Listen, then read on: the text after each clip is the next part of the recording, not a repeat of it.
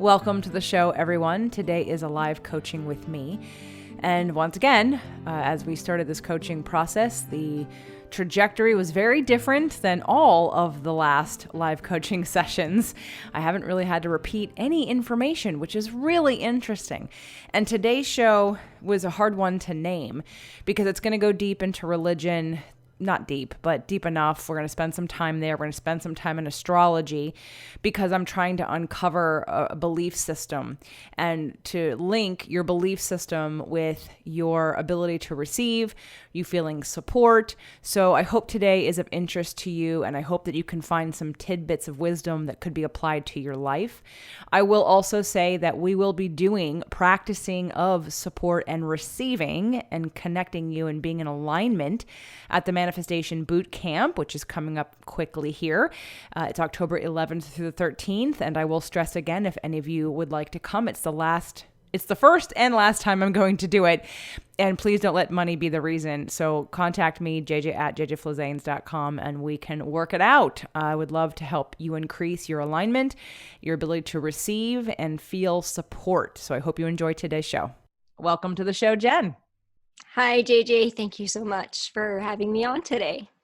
I'm looking forward to having a coaching session with you. You have a lot of experience in the health field as well, so it's an honor for me to have this conversation with you. And I'd like to know a little bit about what made you decide to do it. Yeah, well, first of all, I just want to say thank you so much for having me on the show. I feel so honored to be on the show, and um, I found your podcast a little over a year ago and found it to be super inspiring as I was in the middle of sort of maybe up leveling or transition the service that I provide with my clients. And you just following you really gave me permission to, and listening to your shows, just, keep showing up authentically in what I'm doing. So when we connected over email, I was just like, oh my gosh, this is like, yes, like I'm in that space. I'm in that energy now. Like we're, like being on the receiving end of a coaching session with JJ, like that was just awesome. So yeah, I'm super, super honored and excited to be here. Well, I hope I can help you. Let's see. I want to know a little bit about your story, the goals that I have, and you only wrote two, kind of. I mean, it says top three, but I guess we could divide these into four if we had to, but purposeful connection to joy and fulfillment, and then hormonal balance and empowerment. So I'm going to want to unpack that a little bit and figure out what that means to you exactly, even more tangibly possibly, but why don't you kind of give us a little story about where you've up-leveled to and why we're here right now and where you want to go next. Yeah, thank you. So I believe that I've had many rebirths in this life, as many of us have, and have recently transitioned again about a year ago. So first career was mechanical engineer, had a major life-threatening health crisis with the birth of my first daughter, struggled for many, many years after having liver failure to really getting my health back, and ultimately just learned that the best path for me, for my health and well-being and for taking care of my daughter, was to really just begin listening to my body, whether it came to food or energy medicine or whatever decisions we were making. So at that time, I decided to become a health coach. I've been doing that for about 10 years, and about 4 years ago, I had a second health crisis. And I had this health crisis at the peak of eating clean. I mean, I was, anti-inflammatory, eating, cleansing all of the time. But the truth was my higher self kept saying, that connection to spirit is missing. And there was this inner just kind of void that was missing. And so from that experience, I began to go deeper into life coaching and spiritual coaching and yoga teaching and meditation, and began to develop my own spiritual practice, which now I know, and as I can see as I follow you, it's a belief, it's part of your belief system too. It's all about balance. So about a year and a half ago, I actually, as I was participating in a spiritually based life coaching training program, I had a shamanic healing experience that just really just kind of changed my whole perception and story around the trauma that I had experienced with the birth of my daughter, which was a near-death experience. And so I began to realize that this is really the deeper work that I'm meant to move into and to do. And I began learning and trusting and reconnecting with my intuition and empathy that was always there, but I didn't really know what to do with it. It was kind of disorganized. And so now I'm in a place where I feel like I'm in the space of sort of like that next chapter. And it feels, as I'm even speaking about it, I can feel it in my body. I can feel it in my heart and my throat chakra. It's like this knowing of like moving into this space of really receiving and wanting to receive like fully this next energy that I'm moving into. And it feels like joy and abundance are a part of it. But there are some belief patterns around that I have been doing some inner work on to sort of break, I guess you could say. And it's always easier said than done. So as I'm moving into this next sort of like level of calling in, this kind of new community and new tribe, as I begin to really speak more authentically in my truth about really the world that I live in, I'm also at a point in my life where I really want to do this in a way that is more in a place of receiving. And that is something that I have always sort of felt in the energy of your shows, is that this is something that you teach in your manifestation challenge. I'm signed up for that, so I'm super excited about that. And just really, learning to come from a place of like maybe doing less and being more, and just trusting, and really just allowing myself to feel empowered in sort of the energy within me, rather than kind of the hustle and the grind and, the busyness. Okay. Now I have all of your other data here, your email with sort of the explanation of the liver failure and the thyroid issues, and feeling like you're pretty good on the food side and supplementation and stuff, and yoga and maybe energy. And I have your chart in front of me, as well as a bunch of other books that I prepared for today's coaching session, because I wanted to see sort of what level we were looking at. And so if we were to make this more tangible, and I'm all about the spiritual part, right? Like, what does that mean? What is it either physically, whether it be your body or money or more time or more rest or your thyroid fixed, what tangible thing are you wanting to have? Support. And I think it's, I'm noticing a pattern that's showing up for this belief of, it's a belief that I've created that I'm not supported. And so energetically that can show up that could show up as like being nourished as food, or, even just, or it can show up as money, it can show up financially, but it's the feeling of like just being like in my root chakra. It's like this feeling of wanting to feel grounded and feeling like supported if you want to make it tangible, we can say relationships, but it's just this feeling of like really wanting to feel like I'm thriving because I feel supported. Okay. And that is getting closer to tangible. Have you, whether it be through my show or through work prior to learning about my show, have you ever listened to the teachings of Abraham? I am familiar with them, but I haven't gone too in depth. Okay. So there's a belief saying, bottom line, I'm going to bottom line it basically. And it's about being in alignment, right? And when we're in alignment with who we really are, meaning our source self. And I want to pause for a second because I want to go back. This will only be impactful if it's either in alignment with what you believe, or if it has a possibility of becoming something that you can believe. So what is it that you believe, like where you brought up religiously? What is your relationship to God or source? What spiritual practice do you have?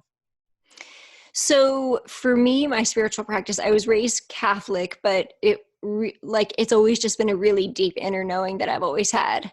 And I was committed to, like when I was a teenager, like I went to church on my own without my family, and kind of lost it a little bit in the college years, and then, found a way to make it feel right for me, which feels very intimate and very sacred. So I do a daily meditation. I do journaling every day. I'm a Christian, and I mean, that's what I would believe. My Jesus is my ascended master. That's kind of just my own spiritual beliefs and practice. I'm open to everybody having their own ascended masters, but that's kind of where I'm coming from. Did I Okay. answer the question? Okay. You did. We're going to take it further though, because I started, I would consider myself Christian as well. I just don't have probably the same relationship with Jesus, let's say, as it sounds like you might have. And it's all not the same relationship, because this is where I sort of feel like the understanding of law of attraction takes it like a step beyond. Do you believe, what is the hierarchy? Do you believe there's a hierarchy, or are you like, is God or Jesus separate from you, or are you a part of them or it, or? So my view on it would be that I am a part of God, and so is Jesus, but that he was a teacher. Okay. Do you feel where I'm going with this? In terms of Am I seeing myself separate from? yes. Yes. Mm-mm. Do you pray to or open to something outside of yourself? Or do you believe that you are part of that? I believe I'm part of it. Okay. Okay. I'm not trying to dance around. No, I Don't really wanna, appreciate this. Yeah. but there are a lot of people. It's funny because as I go through these coaching sessions, I keep thinking, oh, we're going to have some repeats. We're going to talk about, we're not going to have a repeat. This is like, I just did abuse and addiction, and now we're on to basically spirituality and connection to God or source. And that's like a whole new ballgame for me to have this kind of coaching session with someone on air. But I think it's important for everyone to hear, because it does affect energetically that receiving that we're talking about. One of the things that resonated with me big time was understanding that when Abraham said, you're the creator of your own reality, and knowing that source or God, that we're a part of source. And I always give the example of like the sun, like if source, creator, God was the sun, and you can say Jesus, probably Buddha, whoever someone prays to necessarily, if it's more of a person, that is the sun, but we're all sunbeams. So we're all literally like our higher self, the greater part of ourselves is still non-physical energy that's not here focused on earth. So if I know that if I'm in alignment with myself, I'm in essence in alignment with God, or for you, possibly you're in alignment with Jesus. And that's an important distinction to make if you believe that you are a part of that same energy versus you are separate from, because there's a whole different energy around deservedness and victimness and people thinking. And again, if any of you are out there and that is you, I'm not attacking you. I just have had friends who believe that Jesus and God is separate from me. I'm made in the image and likeness of God, but I am not God. And that immediately puts a hierarchy of that God is all powerful and I am not.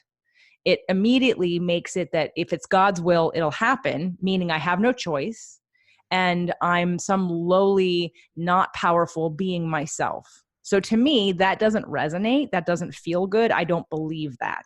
It feels better for me, and that's one of the reasons why I've chosen and adopted this belief system, is because it resonated. I was like, yes, yes, yes, I absolutely believe that. I believe that when I leave this physical body, I go back to non-physical energy.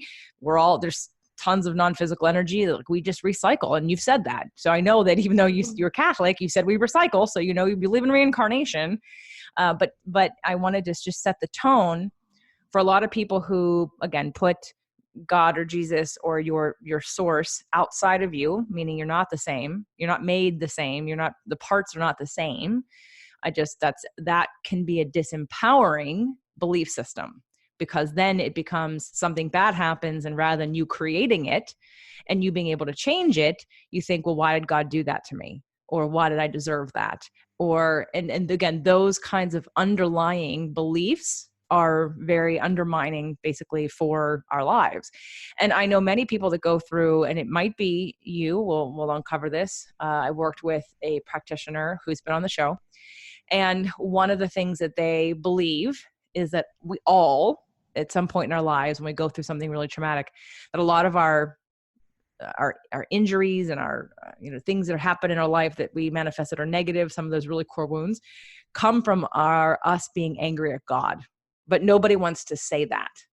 So it's about exploring that relationship, that anger, that victimhood, if you will, which is still, whether we're victims or not, we experience pain, and sometimes we want to just be in that pain, and ultimately we're all victims at some point in time, but it's whether we stay there or not. So I'm going to shut up for a second. I want to hear how you feel about what I've just said and your relationship to it in terms of your belief system.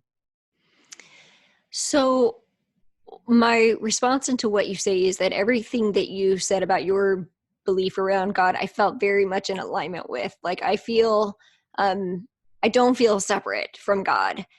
Jesus, however, it feels like a teacher. It feels like a human being who embodied, like, I feel like he represented what we are here to do. Like, our physical body is here to embody the highest expression of our soul, which is God. Or, we could call it Christ consciousness. That's the belief that I have. And it is what I want to do myself and also coach others to do.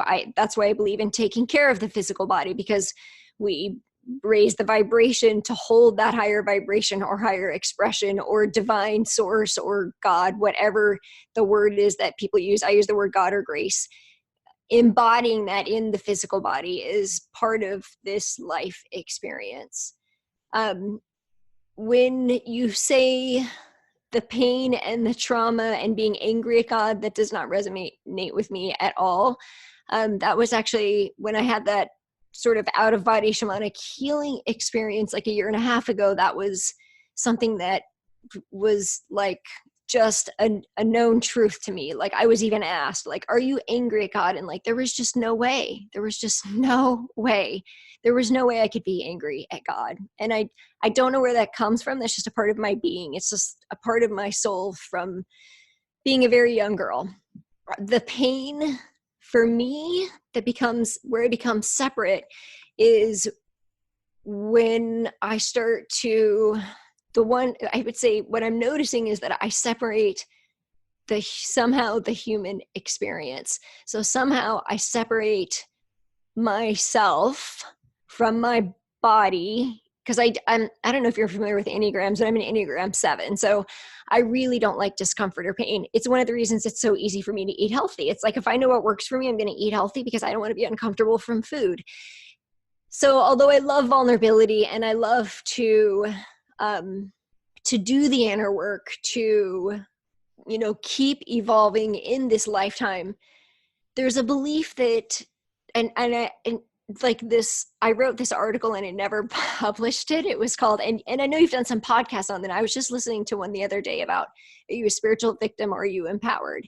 And that one obviously really grabbed my attention because I wrote an article maybe a year and a half ago, is suffering your spiritual teacher? So for some reason, there's this belief where I associate pain and suffering with the human experience. Although I know, because I've actually had more than one out of body experience, that there actually is it's sort of just like, it's just unconditional love. There's actually, when I was in that space, it wasn't one of like suffering and it wasn't one of like ecstatic joy. It was just sort of like, it was just like peace. So there's sort of a disconnect there where for some reason, like this receiving of joy and pleasure, this receiving of integrating that part, although I seek it, but when I seek it, I seek it externally. So I seek joy and pleasure externally through surfing, through windsurfing, through traveling. I'm really good at that. So, are you following me? So it's just the like internal like peace and joy that somehow I haven't figured out how to receive or to integrate. That's where the separation is. Okay. I have some fun things to share with you that might shift that a little. Yay. But first, I want to go back to the reason why I was digging a little bit about what your belief is in Jesus and in God, and I totally get that. So back to Abraham's teachings and about being in alignment, and that is what the manifestation challenge is about. And the show basically, right, is about getting into alignment with who you really are. And in times I had a therapist who loved me to death. She was the one that diagnosed me as being gifted. She put me on a pedestal, the super high. And even though, I still, had issues, and we did lots of hypnosis and EMDR, I felt her love for me. But she was a Taurus. And one of the things that she said to me once was, I think you go too far outside of yourself. Which, knowing she was a Taurus, and she also didn't know the work of Carolyn Mace, right? So I asked her, do you know about sacred contracts? Because she once told me also that I had the wrong parents. And I was like, yeah, I don't believe that at all. Like, that's not my belief. I believe I chose my parents, and there's a reason for it. And I know what the reason is, part of it. And I'm uncovering, as time goes on, more and more reasons for all the different stages of our relationship. But my belief about sacred contracts is so solid that when she said that, I just felt her love for me, when normally I would have reacted negatively to that comment. So going back to, sometimes you go too far outside of yourself. Well, as a Taurus, as an earth sign who's looking for stability and security and tangible things, I understand how she would think that.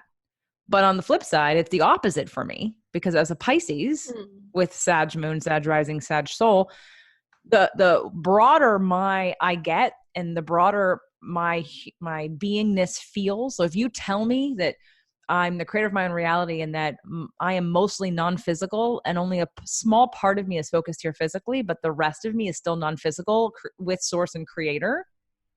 Now I've expanded so big energetically that I'm completely in alignment and connected. So now my channel is open, and I feel grounded. I feel grounded because I am now huge energetically. Does that make sense?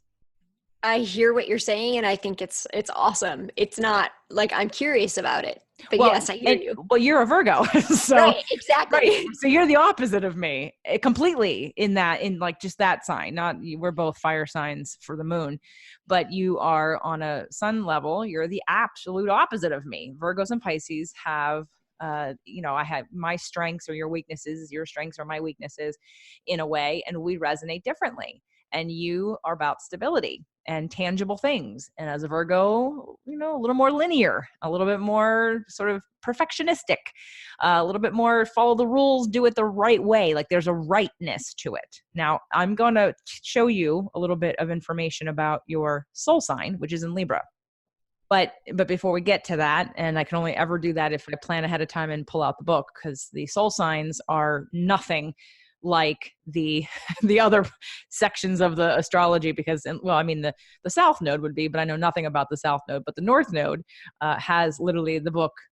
It's like one huge book just on that one position. So you're, as a Virgo and as a mechanical engineer, right off the bat, I feel a sense like needing support, needing security, needing boundaries, needing parameters, needing tangible, needing science, in a way, to prove over and over again. And so what's awesome about your path is you've chosen to jump into something completely not normal for you. Like, it's not in your energetic nature necessarily to look for support and stability within not something unstable. Does that make sense?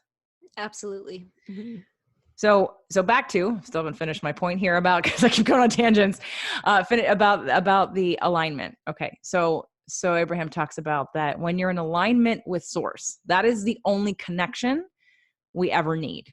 So when we're looking for love in all the wrong places, it's another fun phrase that they say all the time.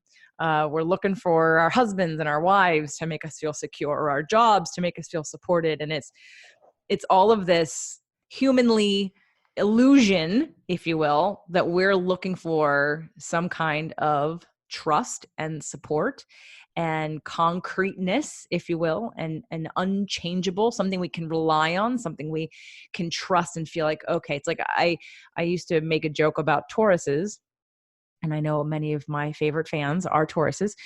so smirk when you hear me say this. I'm thinking about you. That a Taurus needs a box, right? Needs, like I used to make a joke, the Tauruses need like a room to feel safe. Because as long as I know where everything is, I know that it's in the right place, I know what it is, I know what my boundaries are. Okay, now I can feel safe. Versus, even though I'm a Pisces, the whole rest of me, the Sag part of me, if you put me in a box, I mean, the idea of the box, I start to have anxiety. It's the idea of, I'm not claustrophobic, but it's this whole like, oh my God, I'm going to be boxed in, I'm going to lose my freedom. So it's the difference of how, again, we interpret things and what our I'm going to say energetic blueprint needs are based on our astrology. Now, you have a Leo moon and a Scorpio rising. Your Leo moon is fire, so that's the whole like taking action, which is great, because especially when you're dealing with emotions, you're kind of like attacking them, and you're doing something about it. You're not necessarily overwhelmed to where you can't do anything. Like, like having fire in the moon is good for moving it, because fire is about moving and movement. Earth is about stability and security, which is good and bad, right? So the negative side of security is that it's an illusion. So if we look at life, like, really, security is kind of an illusion. So then we go back to, what is it that we're looking to be in alignment with? We're looking to be in alignment with source, with you, with the higher part of you. And you can make that Jesus, and you can make that God, but it's literally finding the support, finding the stability, the trust in that ultimately. Did you hear the show or see, because I did a video of it too, that I did with Dr. Eben Alexander? I did not. So Dr. Eben Alexander had a near-death experience. He was a neurosurgeon. And why I loved his story was because it was the perfect law of attraction story. A neurosurgeon who was adopted and never met his sister, I think she had passed before he ever met her. And I'm not sure if he even met his birth parents for a very long time. But he followed in the footsteps of his adopted father, and he went to medical school, and he became a well-renowned surgeon, brain surgeon. And when people would come to him and said that they had a near-death experience, he would poo-poo it. And he'd say, let me show you the part of the brain that creates these illusions. And so year after year after year after year, when people would come and tell him, he'd say, yep, that's probably didn't happen. This part of your brain creates illusions. Well, what did he manifest? Meningitis of that part of the brain. So he was out in a coma for like a week.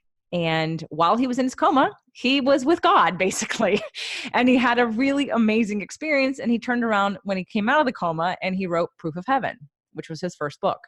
And Proof of Heaven is a very, very beautiful story about what happened to him on the other side.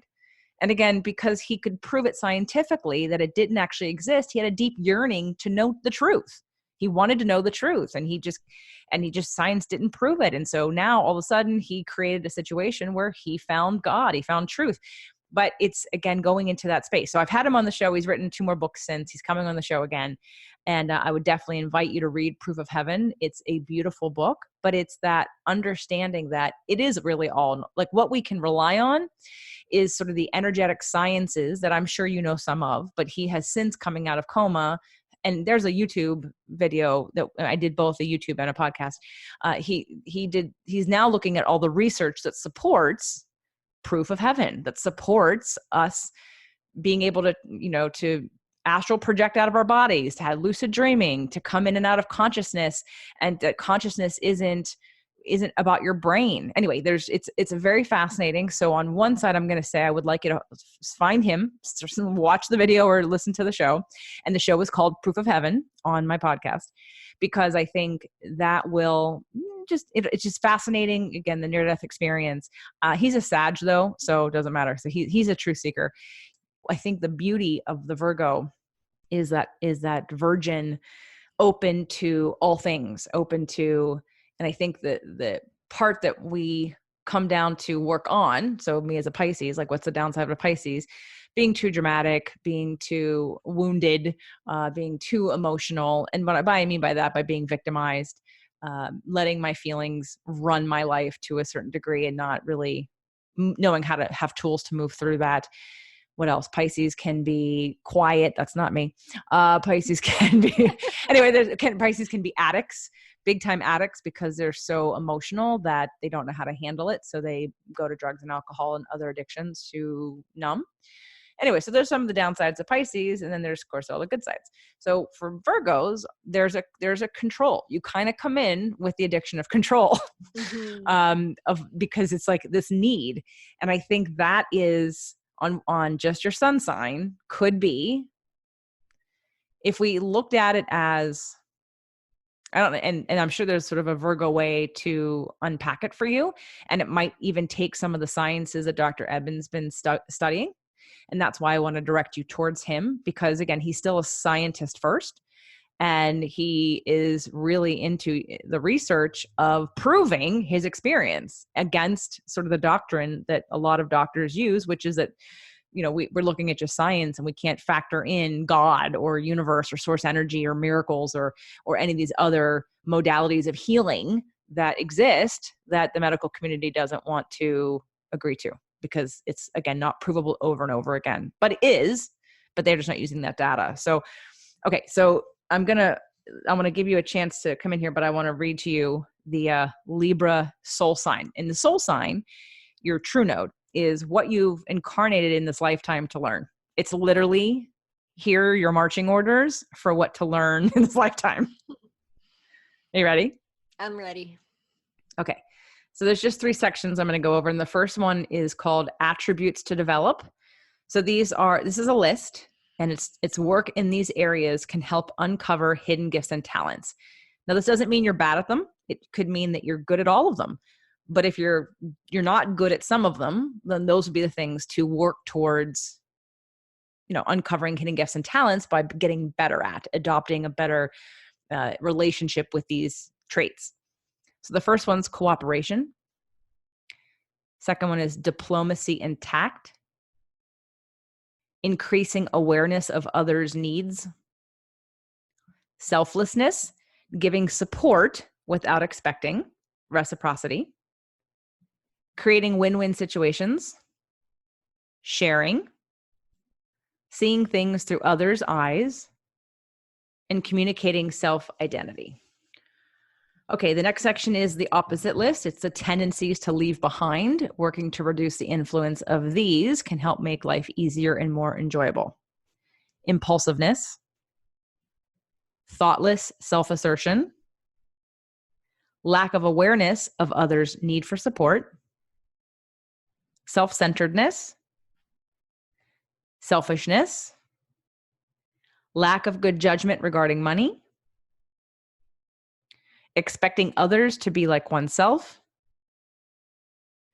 indifference to how one is seen by others, resistance to compromise, outbursts of anger, and over-concern with survival. The last section, actually, I might do one more. There's 2 more sections. Okay, there's the Achilles heel, the trap to avoid the bottom line. The Achilles heel Libra North Node people need to be aware of is selfishness. My survival depends on looking out for myself first, and others should make sure my needs are met regardless of anyone else's concern. But it's a bottomless pit. If they feel that others have to constantly fill their need for them to feel safe and connected, they will find they always need more attention and energy just to feel okay. They need to find partners whom they can give to, who will feel so energized that they naturally fill Libra North Node's cup in appreciation. Satisfaction lies in connecting with people who see them for who they are, appreciate them, and want to give back to them. The trap they need to avoid is an unending search for independence. If I can just be self-sufficient enough, I'll have the confidence to relate successfully with others, and I won't feel so lonely. Life has shown Libra North Node people that accomplishments and independence do not make them feel complete. The bottom line is that they'll never feel a strong enough sense of self to become part of a team. At some point, they need to take the risk of losing themselves in supporting another person. The irony is that once they start unselfishly supporting someone else, they begin to feel the joy and glory of their true self shining through. All right, one more section. It's called What These People Really Want. What these people really want is to be their own person, to be the center of attention, discover themselves in different life situations, and to surround themselves with people who feed them energy. To achieve this, Libra North Node people need to refocus their attention away from themselves and discover the nature of the people who've been drawn to them. Once they discern which people truly admire them and want to support them, and once they begin to feed those people energy, the energy that comes back to them will create the situation they want. Okay, before I keep going, thoughts? Well, my response is that it makes me curious because I always get curious when I feel resistance towards something that I'm hearing. So there were a couple of things that kind of resonated uncomfortably with me. And it's somewhere around the idea of, I think what I'm noticing is that, well, energetically, I'm very sensitive. So I take on a lot of information. And in the physical world, I feel like I am, and I do the acts of being very supportive of other people. Like I mean, it's, it's what I do for a living. I'm a coach, so I'm always holding the space for, just helping people, or whatever comes through me, whatever it is that they need in that moment, whatever that space is. So I'm holding the space for that, which feels like it's support. But what I notice from what I said at the beginning of the show, something that you said that I sort of just like activated something within me is, if I had to be honest, I have a really like big heart, and I'm very loyal. I'm very transparent. Like I can't hide anything. I'm kind of like a puppy a little bit. Like I love to love. I love to be around people. I love to support people. I love to uplift them. I've been a coach in many different ways. I coached a kids swim team, and I've just coached many different ways, and I've been a teacher of many things. But if I had to be honest, I think there's a part of me that would like to receive that same level of support back. And it's in that attachment to the expectation. And I know that this is uncomfortable. Like when we have an attachment to an expectation, that causes discomfort and suffering in some way, but it's there. I have to admit, like, there is a part of me that would like to be supported by somebody like me. I hear you, sister. But here's the question. Why aren't you giving yourself that? Yeah, that is the question. That's the answer. So there is, and I'm not everyone thinks I hate Virgos. I'm not bashing Virgos. We all have victim mentalities, but we have to be honest with ourselves when we're in one. And part of there's part of you that taps into the frequency of wanting it back.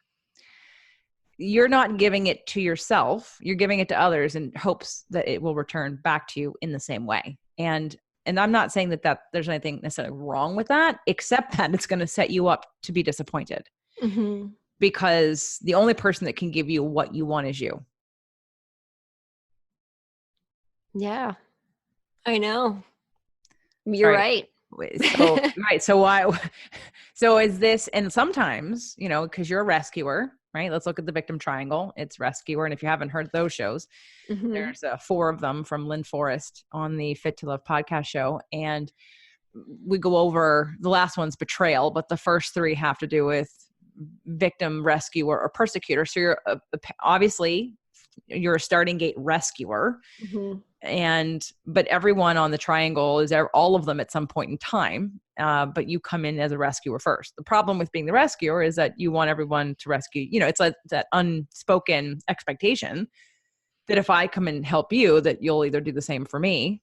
It's also the people pleaser in there too, right? The people pleaser that says, I'm going to be really nice to people. And again, part of that is the Virgo trap of doing the right thing. There's probably a very clear definition in your mind about, I have to, like, the right thing to do is this, this, and this. So like the book was talking about, not expecting others to think like yourself, because then what happens is we project that, well, if I'm now in a bad situation, the right thing is that you should be doing what I did for you. Like this is unspoken. We haven't agreed upon it, but I'm going to project it onto you because it's just the right thing to do. Sometimes some of the qualities of earth signs get into a self-righteousness about right and wrong that they think everyone else should agree to. And you're not the only ones. I'm that way too.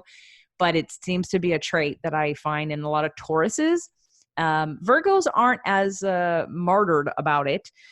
Tauruses are, and Capricorns are a little bit more mean about it, and they're more they're usually the ones who are defending their limitations more than anybody. But Virgos have this like, well, look how good I am. Look how good I was. Look how I did this all the right way. Right. And you want others to do the same for you because that's what resonates for you. So back to the question, why aren't you doing it for yourself? Yeah, this is uncomfortable because the thing is like this is what I coach other women to do. Right? Just like taking care of themselves, like always putting themselves first and slowing down. And I guess that when they say what we're here to learn, we're here to teach, I mean, that's exactly what so as I'm speaking, what I am realizing, this is a pattern too. It's like whenever I always decide to become the teacher of everything I learn. Like so if I need to eat healthy, well then I'm going to teach other people to eat healthy so that I will do it. If I'm going to work, do fitness, well then I'm going to be a teacher of fitness to make sure that I do it. So there is something there. Like, so if I'm going to do yoga, I'm going to become a teacher so that I'm committed to do it. So you're right, there's doing it just for me. Yeah, peeling all of the layers. This is all subconscious, of course, because I don't consciously believe this, and like in my heart, like I know that this isn't true, but there's some self-worth issues there, is what it feels like. Again, welcome to the club. Okay, this is part of the, okay, no one listening, everyone listening has the same, okay? The root of all of our crap, every single person's, when you cut down to the very, very bottom of all of it is, am I worthy enough? Okay, so, and I'm just saying that only to lighten your feeling of, some people tend to look for, I'm thinking of another particular Virgo client who I had to yell at the other day and change her momentum from negative to positive in about 5 minutes, because the habit, this is where the manifestation challenge will hopefully help you. The habit is to look for the thing to fix. Therefore, we're trying to uncover the broken pieces, and we're looking for evidence all the time of, oh, that's not good, I need to fix that. Oh, where did that come from? Or why do I do this? Let me dig to the bottom. Let me keep digging. Let me keep digging. Let me keep digging. And we forget that basic law of attraction is that I attract what I am, not what I want. So if we're emanating broken, we're emanating worry, we're emanating something's wrong, then we're going to keep finding something wrong. And where you have this need for support and wanting to receive is that you're not giving yourself and practicing receiving. I heard you say you receive things like internally. Well, here's a chance to stretch yourself to be uncomfortable to receive things externally, right? And that you can start that, because in order for other people to get the clue and take the cue, they have to get it from you. Didn't mean to rhyme there, but right, that's my whole Fit to Love branding basically, is that in order for you to attract love of your life, which is you have to be it. And then people will basically reflect back to you what they're getting from you. And so whether it be, I've thrown out a bunch of things from astrology to the rescuer, right? To the Virgo pieces, whether it be any of that, people pleaser, if it's any of that, it's being able to catch those tendencies, and rather than beat yourself up about it, just to notice it, be an observer of it, and then say, what is it that I need?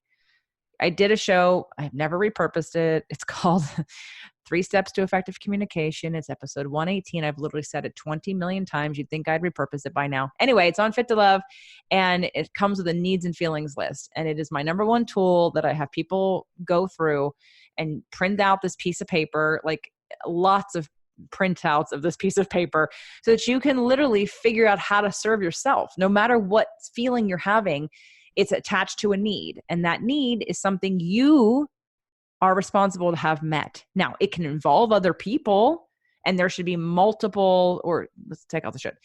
You can have different strategies. It'd be best if you had multiple strategies, so you're not dependent on one thing for sure. But as long as you take control of getting that need met, even from the place of intimacy and connection, where you might want to have someone else involved in that, again, it's having options. It's getting those needs met, figuring out what that means to you. When I was single, it was being, having massages was a way to get touched. I didn't do it sexually, but I'm at my love language is touch, one of them. So that was important to me. I love going to the spa. So it's really getting down to, you coaching you, if you will, but not even you coaching you. Forget teaching you, just be it. and figure out what that need is and give that to yourself, whether it be you need a day to cry, you need a day off, you need a day of not thinking, you need a day of literally laying in bed watching Netflix all day long, doing something that logically to you is completely, like you never let yourself do that. Like you probably need to do the extreme opposite of what you normally do.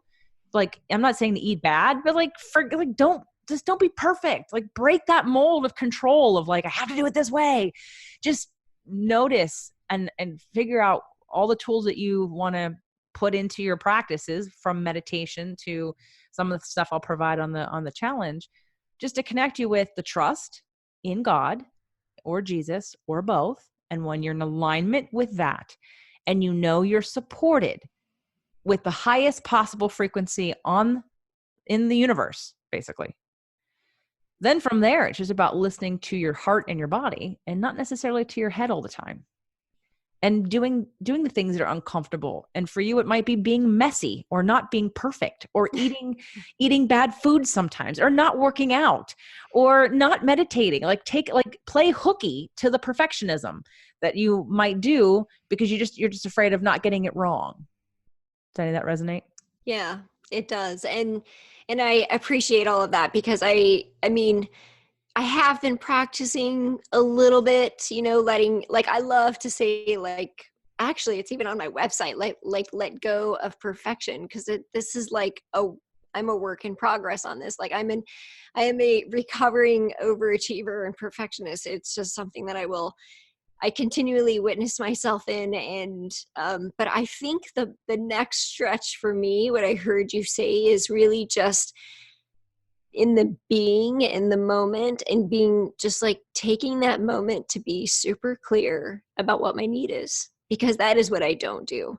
Like the perfectionism is like that to me, feels like those are still actions. So I can witness myself in that and, like say to myself just to let go of things. And then I'll find myself in a pattern again of like, oh, the house is a mess. And, things like that and I have let go of a lot. And, the whole birth experience with my daughter was all about letting go of control. I lost complete control of my physical body with her birth. And that was when sort of that rebirth began. So it's still a practice for me. But the bigger stretch for me in the moment, when I'm really feeling, as you're talking, is really that practice of being present with what my needs are. But then the next step that sounds even more uncomfortable is taking action on it and being like, oh, you need, whatever, you need to go get a massage, or you need to eat right now, or you need to drink water, or you just need to be a student. Like, can you just go to yoga class and be the student and not always be the teacher? I think that is what I feel as you're talking would be a great thing for me to start witnessing and practicing, of just acknowledging what my need is and acting on it. So that true node sign of yours is Libra, and Libra is about balance. So it's about asking, how imbalanced am I? If I've given of myself to others for 10 hours today, well, I got 10 hours to make up for myself, right? So are you doing that? Or is it that, no, I'm going to work really hard and do 15 hours over here for everybody else, and then I'm going to take maybe a half an hour today for myself? And again, logically speaking, you're gonna be like, well, I can't make any money if I take 10 hours a day for myself. And that's not what I'm saying, but it's figuring out and being able to tell when you're out of balance. And right now it sounds like there's more time needed evening this out. Mm-hmm. And what's going to come along with it, I can already tell, is going to be guilt. There's going to be a fear. Potentially. I'm not trying to put that on you. I'm just picking up that part of the reason why we have to, for me, the Sag part of me likes the logic. When I figure out why, then I know what to do about it. I know how to change it. And I can change it without knowing the why. I don't have to know the why, but boy, clarity feels really good. So, if you're feeling like this perfectionist, people pleasing, whatever, jumping through hoops, if you can just stop every so often and take a second to ask yourself and just go down the rabbit hole with it. Like do the whole, why am I doing this? Why does this get me anxious? Or like, what do I have to feel? Why do I feel this way about the situation? And you go, well, what's the worst that can happen? Well, this, and then this, and then this. And when you finally get down to it, it's all stuff you can't control. If you actually talk yourself down that list, of, well, I'll give you an example. One of my participants who came to both events last year when we did the next big step, she said that she had need for control. Another earth sign, she's Capricorn. And she said she had a need for control. Well, on my list, first of all, that is not a need. Control is not a need. Safety is a need. Mm-hmm. And I went through, well, why is it that you need control? What do you think? Well, when I do this work and I do it a certain way, and then I hand it off to somebody else and they screw it all up, and then it comes back to me, and then it's past a deadline. I said, okay, let's keep going down the rabbit hole. So what happens if they pass it to you? You do your best, and then what? What are you concerned about? Well, what she's concerned about is being fired. Because if she's fired, then what happens? Well, then I can't pay my bills. Then I might get evicted. Okay, so what we're really needing here is safety, not control. It's safety. I said, well, how would you feel if you had $30,000 in your savings account right now? She's better. I was like, okay, would your need for safety still be at the height that it is now? No, because if you got fired because everybody is stupid about, who did what, then you wouldn't have to worry about survival for a little while. But because you're in survival mode, it's that now we've projected this intensity of feeling and need and victimness in a way, and reliability on something like a coworker to get the job done right so that I don't lose my job and I'm on the streets. So we have to talk ourselves, we have to keep going deeper and deeper and deeper. And when you get to that bottom line, again, some of the stuff is going to change some of your habits just in general.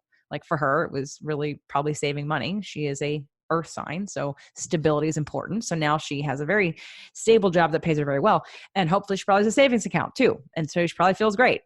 But for other people, it's not just that, it's beyond that. It's about someone else's reaction to them, and they won't like them, or that person will break up with them, or I don't know, something where if you actually continue down the path, you'll get to the place where you have no control over it. You have influence, but you'll have no real control. So if that might make you feel better, like you can get to that place where you're like, oh, why am I so worried about this? I can't even do anything about it at the end of the day.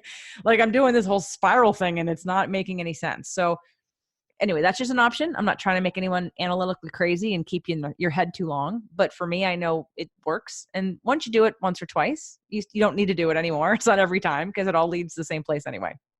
So okay, now I had a whole bunch of other things for you, but we're running out of time. So I want to just come back to that you had purposeful connection to joy and fulfillment and hormonal balance and empowerment. And I know we started with the receiving. You mentioned a lot about receiving and support.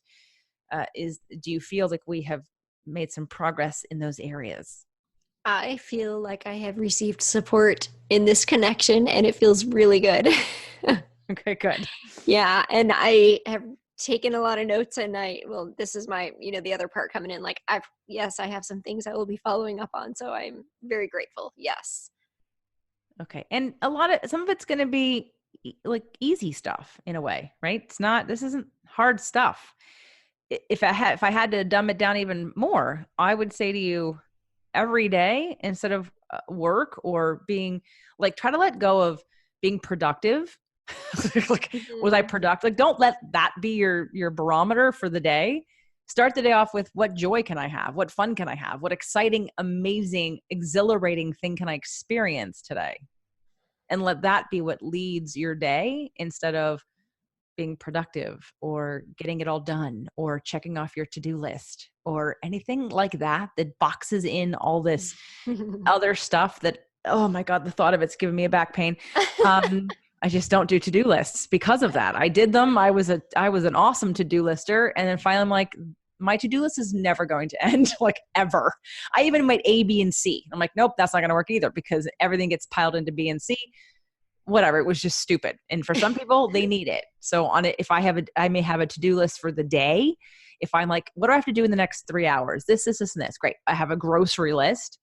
But I would let go of the to-do lists. I would let go of a tight, regimented schedule every day. Maybe just have every other day where you regiment yourself, and let your other day be free days, just free days. Oh my God, what would it be like to just get up and be like, I don't have any plans. What do I feel like doing today? Or have a block of time. What do I feel like doing right now? Oh my God, I don't have to do anything.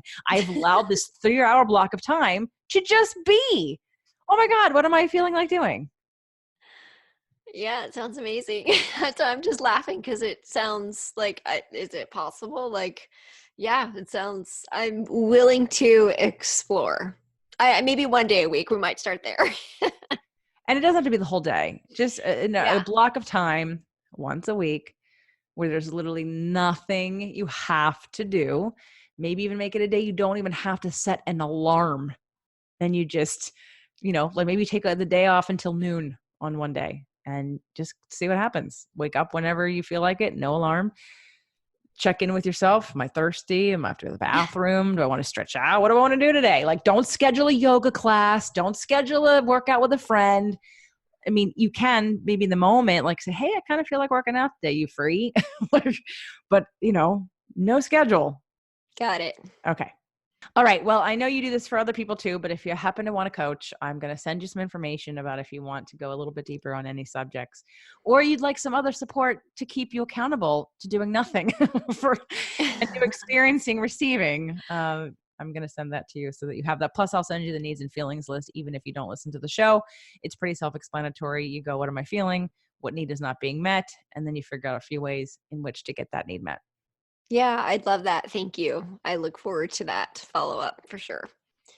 You're welcome. And I know you have a podcast, so why don't you tell people about your podcast? I do. Thank you for that invitation. So, my podcast is called The Embodied Healing Self, which is really just a platform for conscious conversations around the many different pathways to accessing the healer within us. So, the work that you do, JJ, as an empowerment strategist is exactly about accessing what it is within us. Like, I believe that we can heal like 80% on our own. And we're learning to listen to our body, what our needs are, tapping into our intuition. Connection is super important.